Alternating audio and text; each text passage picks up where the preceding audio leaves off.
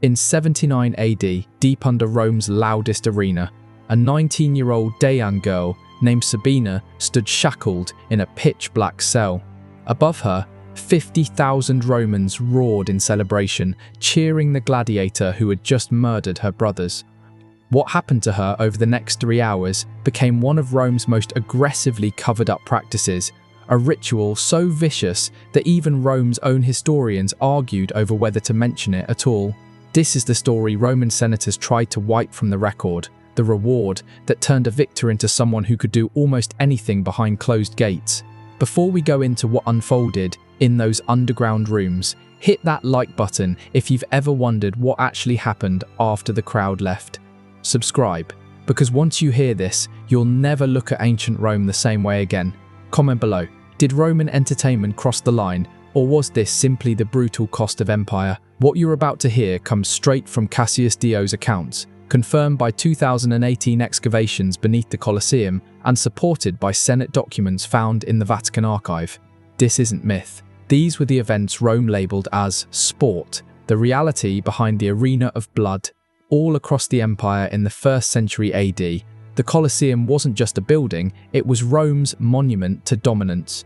Completed only a year earlier in 80 AD, it was large enough to swallow entire armies. The air always reeked of metal, sweat, and animal stench. The arena floor wasn't covered in sand for decoration, it was there to soak up whatever poured out of dying fighters and wild beasts. Under that sand lay a maze of tunnels and cages holding Rome's most valuable assets, the condemned, the captured, and the conquered. Gladiator games weren't only for entertainment. They were political messaging, religious ritual, and social intimidation rolled together. When General Marcus Antonius crushed the Dayan uprising in 78 AD, he returned not only with treasure, but 847 captives, including 124 noblewomen. These women weren't ordinary villagers. They were chieftains' daughters, warriors' wives, and priestesses. Rome didn't just beat their people. It needed to humiliate them so completely that rebellion would never return. Now, the victor and the condemned met.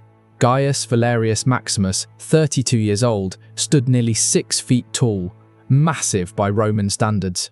His entire body was a map of violence, every scar a fight won, a life taken, a crowd thrilled.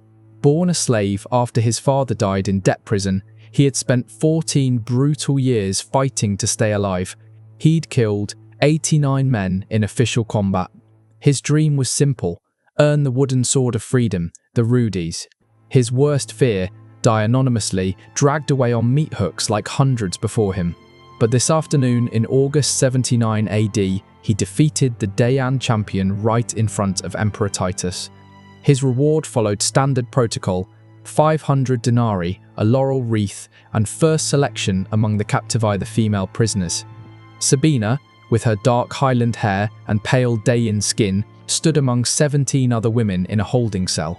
Before Rome burned her village, she was engaged to a warrior named Disabilis, killed by Roman troops 3 months earlier. Now, she waited in silence, her world gone, her future erased. She wanted nothing except dignity in death. What she feared most was becoming entertainment for the crowd that had cheered her people's destruction. That morning, a guard informed her she'd been picked for the afternoon's event. She didn't yet understand what that meant. She was about to learn that Rome's version of mercy was far more horrifying than its cruelty. This wasn't about individual lives, it was about psychological warfare. Rome knew physical conquest wasn't enough. True domination meant breaking a people's symbols, corrupting their traditions, and proving that even the most protected members of their society, their women, now belonged to Rome. This wasn't random brutality.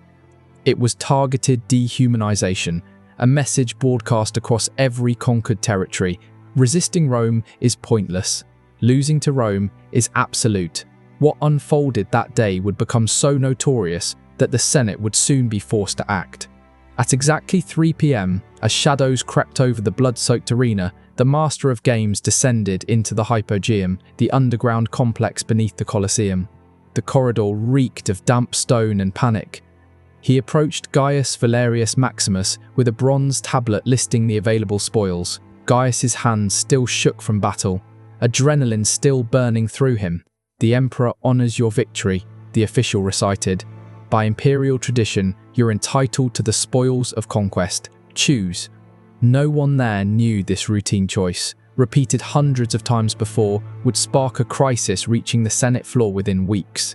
The tablet listed the rewards: gold, wine, a night in a proper bed, or Victoria Carnalis, the carnal privilege granted to the victor. For a man who owned nothing and could be killed at any moment, this was one of the few times he held any power at all. Roman society didn't just permit this, it celebrated it. To Rome, the conquered existed to satisfy the conqueror. That was the empire's logic, perfected over generations. The preparation began. Inside the women's holding area, another kind of preparation was already unfolding. Guards walked in carrying buckets of water, not to drink, but to wash the prisoners. The women were scrubbed down, their hair combed out, and their ripped clothes swapped for plain tunics. Sabina watched the attendants move from one woman to the next, inspecting them and marking details on wax tablets. An older woman, a priestess named Zalmoxis, once devoted to the Daean Sun Temple, whispered the truth everyone feared. "They're getting us ready, either for the show or for what comes after." The preparations ended quickly, but somewhere else in the arena, something far worse was being set up. Something that would turn a routine act of exploitation into a scandal that future historians would debate for centuries. Above them, 50,000 spectators filled their seats for the afternoon's secondary entertainment. Between major gladiator matches, arena officials staged what they called interludes, mock hunts, scripted battles, and what Roman writers politely described as mythological reenactments, which often forced condemned prisoners to recreate legends that ended in real deaths. But today's showcase had a new twist, a theatrical display celebrating Rome's dominance over barbarian shame. The arena calls. 20 Daean women were lifted to the arena through the underground elevator system, an engineering setup designed to send animals, fighters, and props erupting from trapdoors. Sabina stepped out into scorching sunlight and an explosion of noise. The roar of the crowd felt like a physical blow. She smelled roasting food from vendors, strong perfume drifting from wealthy seats, and beneath it, the iron smell of dried blood baking on the sand. What should have been a straightforward execution was turned into something calculated for deeper humiliation. The women were lined up as a herald announced their supposed crimes: rebellion, aiding enemies, refusing Roman gods. Then came the twist. They would be forced to fight each other in pairs using wooden swords dressed in shredded clothing designed to mock them. The winners would be claimed by Rome's champions. The losers would die. If this level of calculated cruelty shocks you, tap that like button, because what comes next shows how this wasn't chaos. It was policy. The breaking point. Wooden swords were handed out. Sabina gripped hers, the rough wood scraping her palm.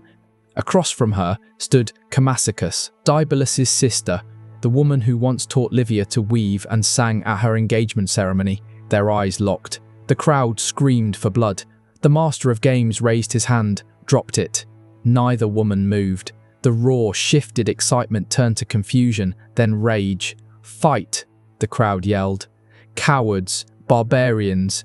Trash began to rain down. Olive pits, food scraps, whatever spectators had in reach. Still, the women didn't lift their swords. It was the only resistance left to them: refusal. For 90 full seconds, the greatest empire on earth was publicly defied by two unarmed women standing still. Then the guards stormed in. The stage drama dissolved into real violence.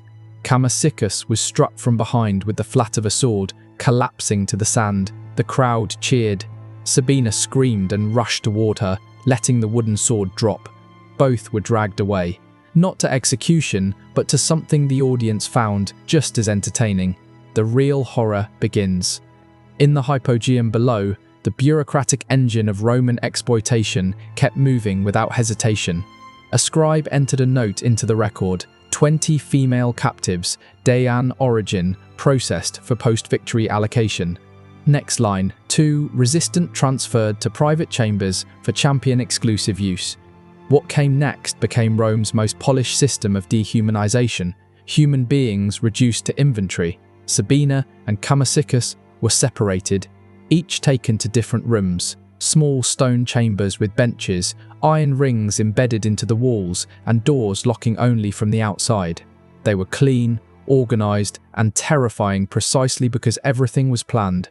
This wasn't improvised cruelty. These rooms were part of the arena's design, just as intentional as the lion cages or gladiator lifts. At 4, Gaius Valerius Maximus entered Sabina's chamber. The door opened, their eyes met. He was still in full arena gear, someone else's blood streaked across his chest. She was cornered against the far wall, drained, unarmed. Between them stood the full weight of Roman law. He had complete legal power. She had none. She was classified as spoils reward, earned through killing. History doesn't tell us what Gaius thought. Did he see a person? Did he see property? Did he question the system that turned him into both weapon and prisoner? All we know comes from a clerk's routine report, not from either of them. Then the unimaginable happened. An act of rebellion. Gaius took off his helmet, set his sword aside, and sat down with his head in his hands. For 5 long minutes, he said nothing. Sabina remained frozen, bracing for violence that never came. Finally, he spoke in broken Daean, a language he had picked up from other captives. "What was his name?" he asked. "Mine," she replied. "No, the man they made you watch die." "Disabilis." "No, the one from today." She shook her head. He sighed. "I killed a Dabilis today." "Could be family. Your people use that name often." What followed wasn't the assault Rome expected. It was a conversation between two people. The empire tried to strip of every shred of humanity. Gaius told her about his father, executed when he was 9. Sabina explained how her home was burned. 2 hours passed. Guards checked twice, heard voices, assumed compliance, and walked on. At 6 p.m, Gaius Valerius Maximus made the decision Rome would never forgive him for. He stood, walked to the chamber door, and called for the guard. "This woman is ill," he declared. "Infected. I refuse the allocation. Send her to the physician." It was the only loophole the arena system allowed. If a captive was labelled diseased, a gladiator could legally reject her and return her to general prisoner status. The lie was obvious. The guard recognised it instantly, but Roman bureaucracy ran on rigid procedure. Challenging a gladiator's choice meant paperwork, witnesses, and an inquiry. Accepting the rejection took seconds. And so Sabina was removed, taken to the medical holding section, her immediate fate. She still died 3 days later, from a simple infection, the most common killer inside Roman captivity. The medical unit was overcrowded, filthy, and apathetic. The mercy that spared her from one horror delivered her directly into another. Gaius never saw her again. He fought twice more that month. He won both bouts. And he refused his rewards both times. The empire froze. Whispers spread through the gladiator barracks. Maximus had gone soft. Maximus had joined one of those strange Eastern cults preaching compassion. Maximus had been cursed by Daean witches.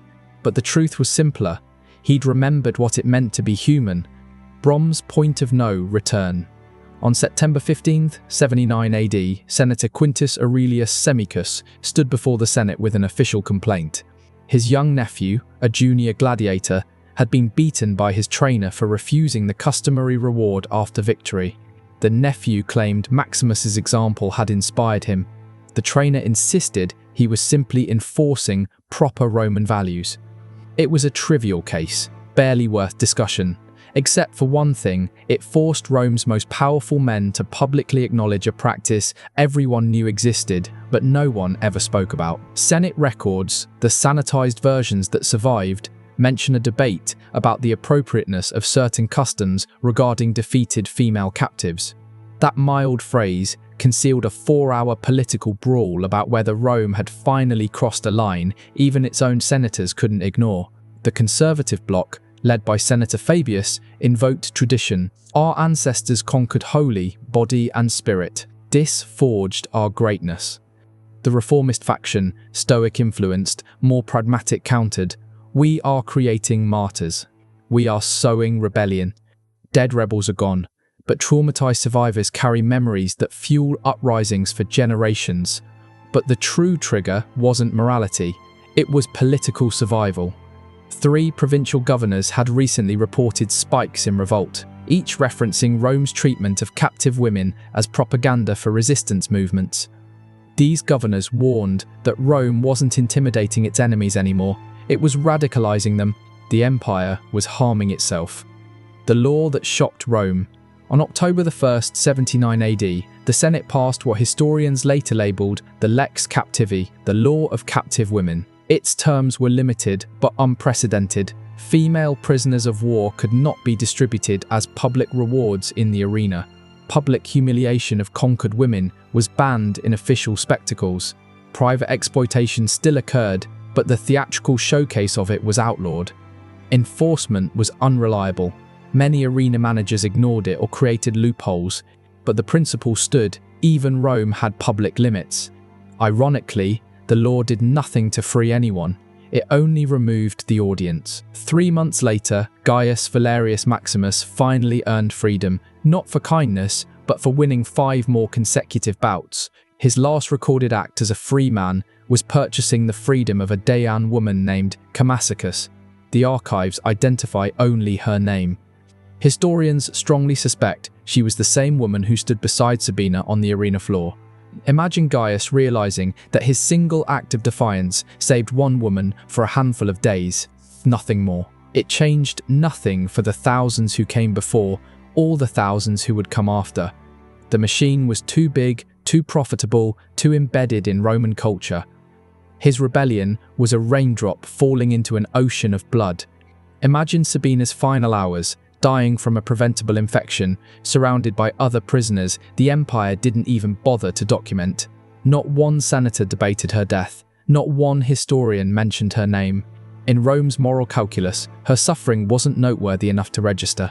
The tragedy isn't merely that Rome was cruel. Cruelty defined ancient warfare. The true tragedy is that Rome industrialized it, turned it into entertainment, standardized it with paperwork, supply lines, and architectural planning. A system so complete that people disappeared into it without leaving a trace except scratches on stone. In 2018, archaeologists from the University of Rome, led by Dr. Koch, Isabella Fortunato, excavated a forgotten section of the Eastern Hypogeum. What they found never appeared on tourist brochures. A cluster of small chambers with iron restraints built directly into walls, drainage channels cut into stone floors, scratch marks carved by desperate hands, pottery fragments used to transport water, or food remnants of bedding materials compressed by years of weight. Carbon dating confirmed the rooms were from the original 80 AD construction, meaning they were built intentionally, not added later. 6 bronze tags were recovered, stamped with the word Captiva and dates spanning 79-82 AD, the exact years of the Daean suppression. These findings matched textual evidence. Cassius Dio's later writings described allocation chambers for conquered women. Seneca's earlier letters alluded vaguely to the practice, without detail. Tacitus, normally graphic, was conspicuously silent, implying even he found it too repulsive to record plainly. Historians debate frequency. Some argue it was rare, reserved for major triumphs. Others point to the specialized construction, abundant evidence, and multiple sources, arguing it was routine. The truth lies somewhere in between, not constant, but common enough to design infrastructure for. Romans treated gladiators like ancient celebrities, but with a dark twist. Elite women bribed guards to meet them. Engraved lamps and wall paintings show gladiators posing naked with weapons. Their sweat and blood were sold as aphrodisiacs. Some women even drank it as a fertility cure.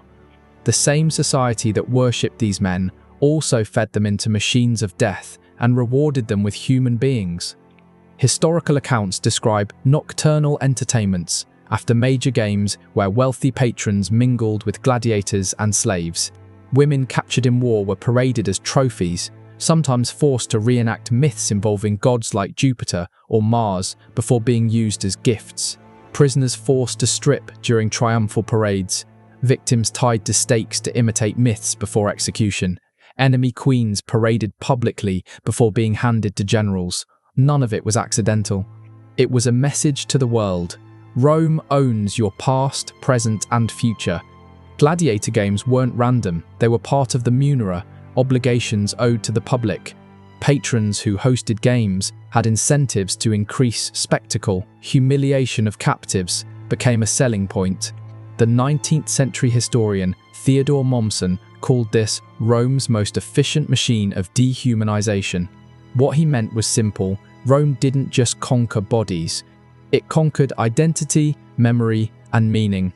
The fact that we still debate these events today shows how deep the scars run. The 2000 film Gladiator barely whispered about this reality, hinting at it only in shadows. And modern scholars still argue whether discussing these practices exposes Roman brutality responsibly or simply risks sensationalizing it. But it matters because it shows exactly how a civilization can defend cruelty through laws, customs, and entertainment. Rome wasn't the only empire capable of horrifying acts, but it perfected the ability to normalize them, to turn violence into ritual and transform screams into crowd-pleasing spectacle. The deeper truth is this: the line separating civilization from barbarism has never been measured by marble temples, paved roads, or towering arches, but by how a society treats those with no power at all.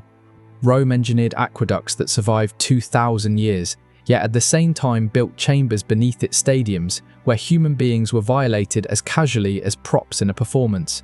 Its brilliance and its moral emptiness existed side by side without contradiction. It also reveals how power distorts everyone it touches. Gaius was both victim and tool, enslaved, controlled, forced to kill for survival, yet granted authority over someone even more helpless than him. The system twisted ordinary people into instruments of cruelty and turned human suffering into entertainment when it should have stirred empathy instead of applause. It warns us about the danger of using tradition as moral justification. Our ancestors did it, became Rome's answer to every ethical question until habit replaced humanity and atrocity became routine. And it raises questions we still struggle with today. What other buried horrors lie beneath the monuments we admire? How many tourist attractions sit on layers of forgotten misery? When does confronting the past become necessary, and when does it cross into exploitation? Think of Sabina's final moments, dying of infection in a cramped cell beneath the grandest structure of her time. Did she wonder if anyone would remember her? Did she imagine that 2,000 years later, archaeologists might find her tag and speak her name aloud again? History's darkest stories remind us that progress isn't guaranteed, that civilizations fall morally long before they fall physically, and that every generation must choose between empathy or efficiency. Rome chose spectacle. The cost was measured in lives erased, but the lesson survives in the ruins beneath the arena floor. And so, a gladiator's victory became permission for cruelty. A routine reward became one of Rome's most carefully buried scandals. Hundreds of Daean captives disappeared into bureaucratic lists, and one young woman named Sabina survived only because a single fighter made an unusual choice. A choice that changed nothing except proving humanity could still flicker, even in Rome's darkest machinery. If this story unsettled you, subscribe, because uncomfortable truths matter far more than comforting myths. Tell us in the comments what disturbed you most: the calculated nature of the exploitation or Rome's efficiency at making it routine. Remember, history's darkest secrets often hide beneath civilization's greatest monuments. The blood on the sand wasn't always from battle. Sometimes it came from innocence turned spectacle, from power without restraint, from the moments humanity looked away while cruelty received applause.